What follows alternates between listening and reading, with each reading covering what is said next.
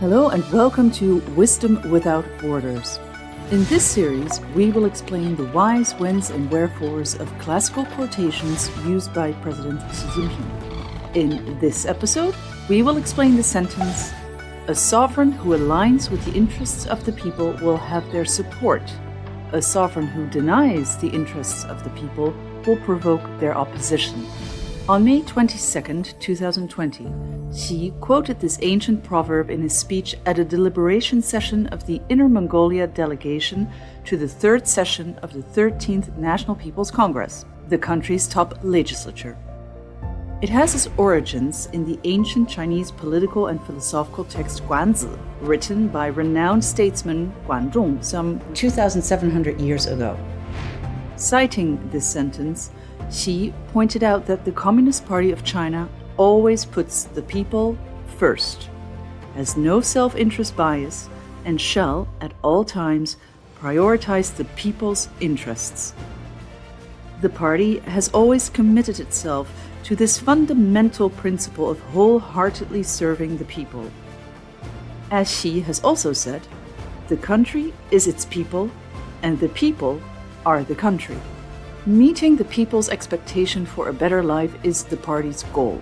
In the run-up to every year's Spring Festival, the most important Chinese holiday and a time for family reunion, Xi takes the time to travel to different places, greet locals, and talk about their work and lives, in turn demonstrating how the CPC's concern for the people drives it to better engage with the public, gather people's ideas, and work to benefit their lives. Harvard University for 1 decade straight has been conducting a poll, according to which the Chinese people's satisfaction with the CPC and their government has always exceeded 90%. This figure shows the party's people-centered approach to governance enjoys popular support. Since its founding in 1921, the CPC has united and led the Chinese people through arduous struggles. The Chinese people now truly hold in their hands their own future and that of society and the country at large. The implementation of the People's Congress system ensures that the country is run by the people. Over the 46 years since China's reform and opening up first began, it has built the world's largest social security system, covering the largest population. Absolute poverty has been eliminated, and the first centenary goal to build a moderately prosperous society in all respects has been achieved. These achievements have instilled a greater sense of fulfillment, happiness, and security in society. Notably, China is devoted to advancing ecological conservation, pursuing sustainable development, and improving the quality of air, water, and soil, making itself a more livable place.